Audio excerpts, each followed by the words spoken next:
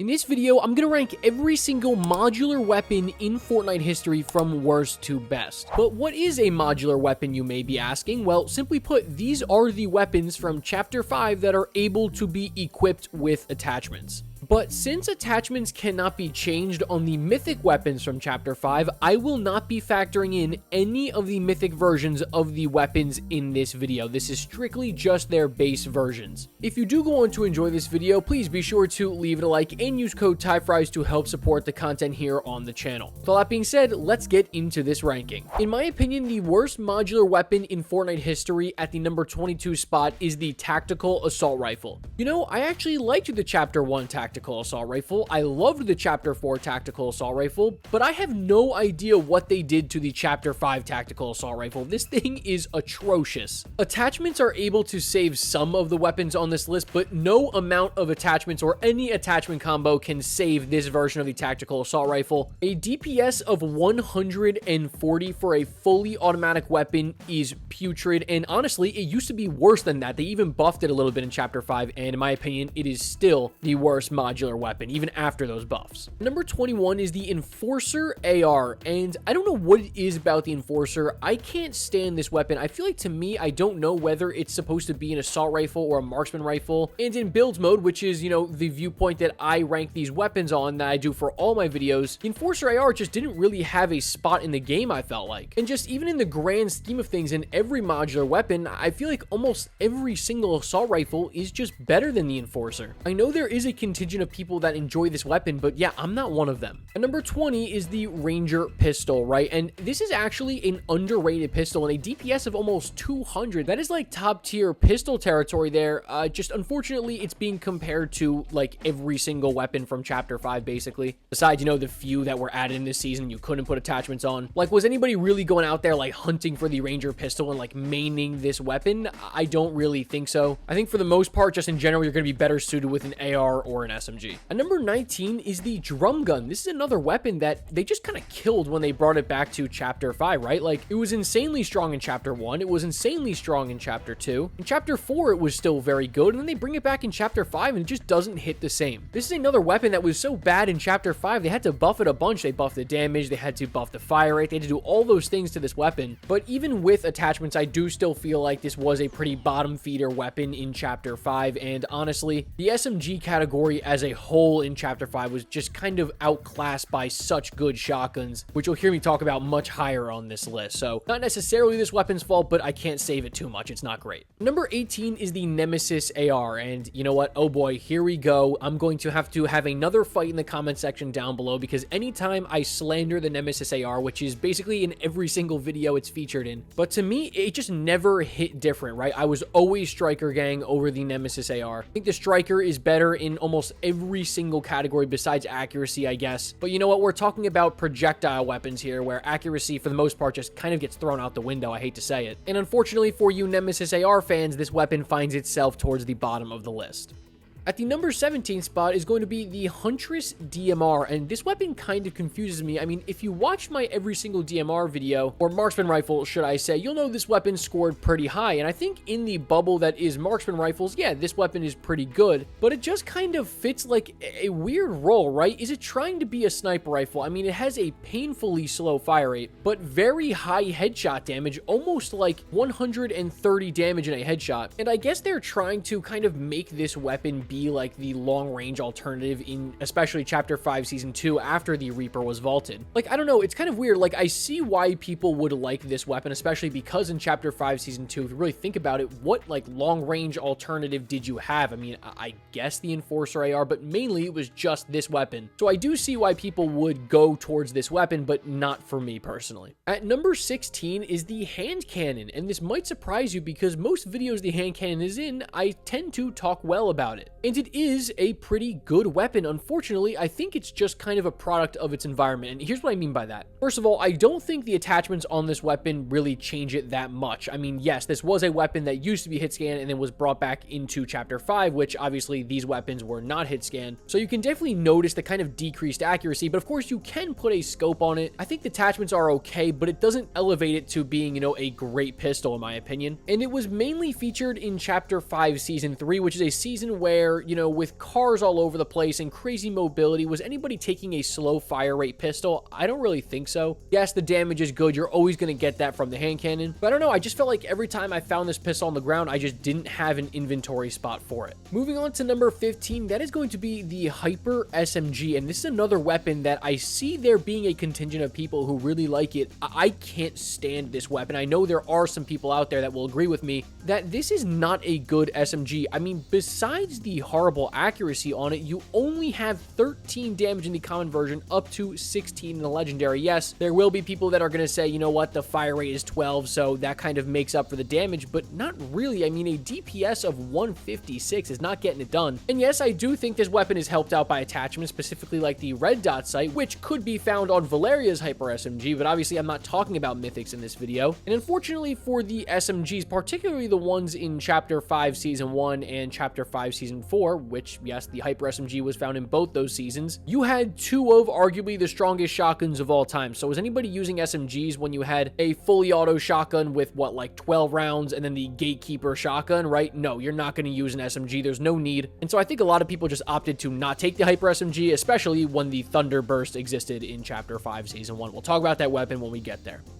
At the number 14 spot is the Harbinger SMG. The Harbinger, I have no idea, but this weapon I think falls into a very similar category as the Hyper SMG. Again, you'll see a pattern here, and you're seeing it already. The SMGs in Chapter 5 just really got outclassed by a really strong shotgun meta, mainly throughout this entire chapter. Once you look at the stats right on paper, this weapon shouldn't be that bad. I mean, you have DPSs ranging all the way up to 210. That's actually really incredible. But of course, what DPS doesn't take into consideration is accuracy, and the Harbinger SMG gets more inaccurate the longer that you shoot it. That is a stat. That is a function of this weapon. So an SMG, right, a weapon that you're almost always never going to tap fire, you're going to hold down the trigger all the way, becomes more inaccurate as you shoot the weapon. It just doesn't make sense. It's totally contradicting what an SMG should be. And as I've said throughout this video, you're going up against the prime Gatekeeper shotgun, yet this weapon just didn't stand a chance at close range. At number 13 is the Boombolt, and yes, this weapon is up here for mainly just one reason, and that is its damage to vehicles, which is crucial when you remember what season we are discussing here. That is Chapter 5, Season 3. So yeah, any counter to the cars is going to be useful, especially in the beginning of this season when there wasn't that many counters to cars, and the Boombolt was really one of the only ones available. Honestly, I kind of forgot that you could even put attachments on this weapon. Like when I was going through every modular item and kind of sorting out the Chapter 5 weapons that couldn't put attachments on, and then the ones that could be in this video, the modular ones, I almost put the Boombolt in the wrong category. But yeah, you could put attachments on, you could put a bunch of sights on it. I'm not saying you can't do good damage to players with it, because if you stick somebody, I mean, you are looking at big time damage. We're talking like 100 plus damage, basically a sniper, but it is so incredibly difficult to hit anybody with this weapon, especially when they're running around with nitro fists. You're basically just using it against cars, and it's very good at that, and that is why it is at this point in the list. At number 12 is the Monarch Pistol from Chapter 5 Season 4. This is a very, very good pistol, and in fact, I just ranked every single mythic pistol in a brand new video, so go check that video out more, where I go like super in depth on this weapon, especially, obviously, its mythic version, Dr. Doom's Monarch Pistol. Again, this is a weapon that I think would have gotten so much more love, and it would have been so much better if it was in any other season, really, besides Chapter 5 Season 4. Not many people are opting to use a relatively slow-firing pistol in a season where the hover jets exist and everybody is flying around, dashing left and right. Like, it's just not a usable weapon, in my opinion. You genuinely just have to have incredible aim to be good with it, and yeah, you can be good with it. I've seen so many clips back in the day of guys like Zemi especially dominating with the Monarch Pistol, but I feel like the majority of time, did you see that many people carrying around the Monarch Pistol besides early game just finding it on the ground? I would argue probably not. It's very similar to, in my opinion, like the hand cannon, right, in Chapter 5 Season 3. Trying to shoot somebody with a hand cannon who has nitro fists is nearly impossible.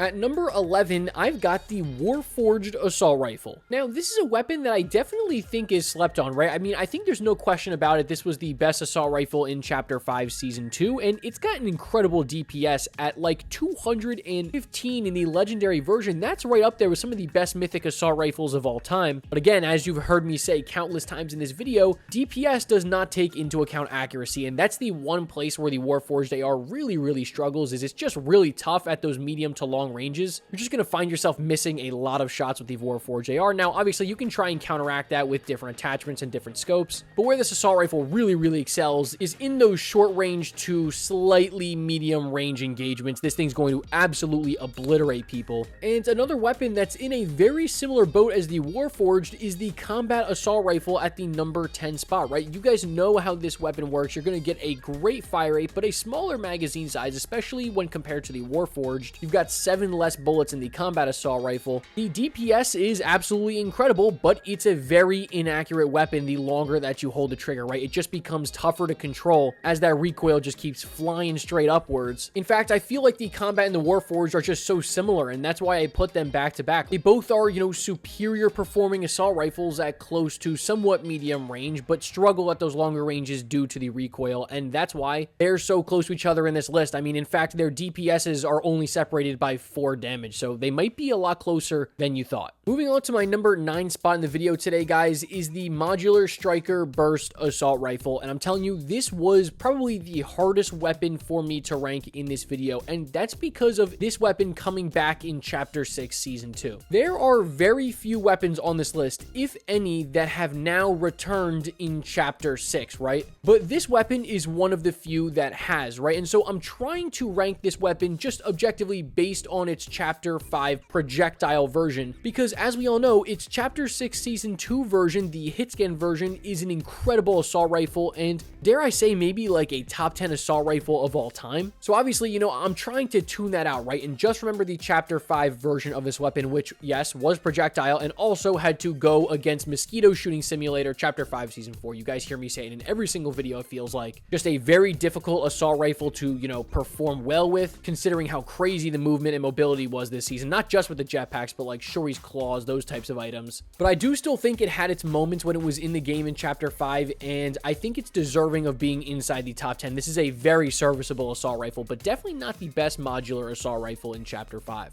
At number 8 is the Sovereign Shotgun. So if I remember correctly, yes, this is the first shotgun on this list, and I think it's debatable as to whether it's the worst shotgun in Chapter 5. But honestly, if you don't think it's the worst, it's probably the second worst, right? You guys gotta get what I'm saying with, I think this is a pretty bottom feeder shotgun, to be honest with you. It has that weird mechanic, right, where it has a different fire rate when you're, you know, aiming down sights versus when you're hip firing, similar to the Monarch Pistol, and it gets very accurate when you're aiming down sights versus when you're hip firing. You've got a huge pellet spread where you're virtually going to be doing no damage outside of when you're in somebody's box. And while it's not this weapon's fault, right, it just can't compete with the Gatekeeper shotgun in Chapter 5 Season 4. It didn't stand a chance. It's not a bad shotgun though, let that be known, right? I'm not saying this is a bad shotgun whatsoever, but I think the Combat Shotgun is a better shotgun at the number 7 spot. And even as a build player, right, a mode where I think we can all agree the Combat Shotgun isn't at its full potential, I do still feel like this is a good shotgun. But once you go to zero build, I mean, you go watch any Chapter 5 Season 3 gameplay, everyone was running around with the Combat Shotgun. And that's for a good reason, right? Anytime you hit a shot with the Combat Shotgun, you're almost going to hit for really good damage every single time because it's just got that really tight pellet spread. It's got a great fire rate. It's just a very spammy shotgun.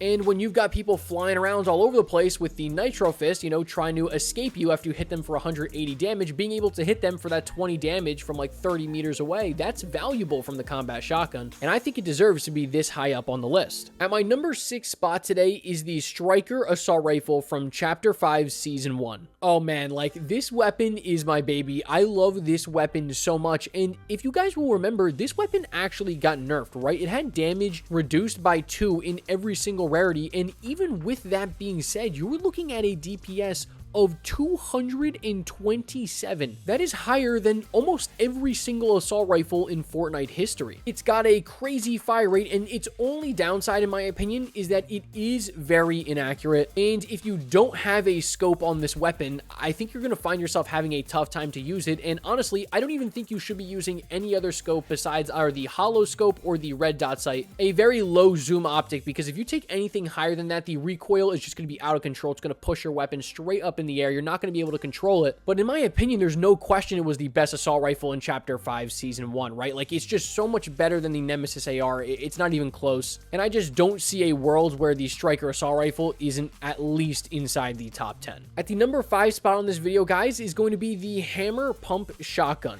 And yes, while the Hammer Pump Shotgun did not get a ton of usage in Season 1 just due to how good the Frenzy Auto Shotgun was, but you can't deny the damage on this thing. I mean, 103 damage in the Legendary version. Well, now you're kind of getting into Purple Spaz and Legendary Spaz territory. Definitely considered some of the best shotguns of all time, right? Obviously, I've got to mention the elephant in the room. It cannot one-shot headshot, right? In the Legendary version, you're going to do 100 and what is that, 91 damage to a headshot, which does, in my opinion, keep it a tick below the, you know, elite of the elite pump shotguns. It's still a good shotgun and deserves its credit. It was just outclassed by the Frenzy Auto.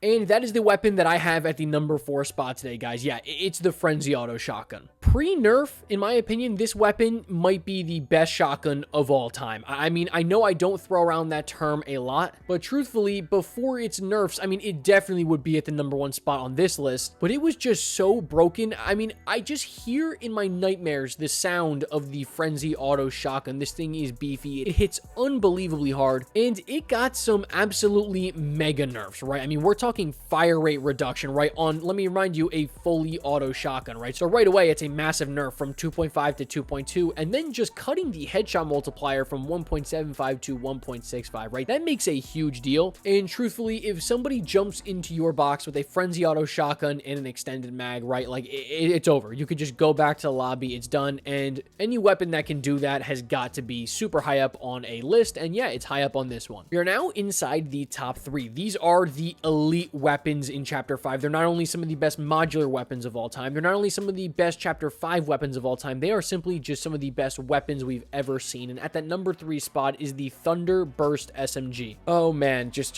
please bring back my beloved Thunder Burst SMG. This weapon is one of my favorites ever. And you'll remember earlier in the video I said, right, SMGs did not perform well in Chapter 5 just as a whole, right? Because they got outclassed. But the Thunder Burst SMG had a special capability that made it different from every other SMG, and that is the laser sight. Putting on the right attachments on this weapon will give it literally zero bloom. It's almost like the Chapter 2 remix TAC AR if you want to think about it that way, and that is very valuable when you're talking about projectile weapons that typically are very inaccurate, right? And it wasn't uncommon to see people running this weapon as their assault rifle. Like, genuinely, it wasn't crazy to have Reaper Sniper Rifle, Frenzy Auto Shotgun, Thunder Burst SMG, Grapple Blade, and then, you know, like shockwaves or heals or whatever else you want to hold. Typically, Burst SMGs are some of the worst SMGs in the game, but this weapon totally defied all odds, and it is absolutely incredible. But it is not better than the Reaper Sniper Rifle, which is the weapon I have at the number 2 spot.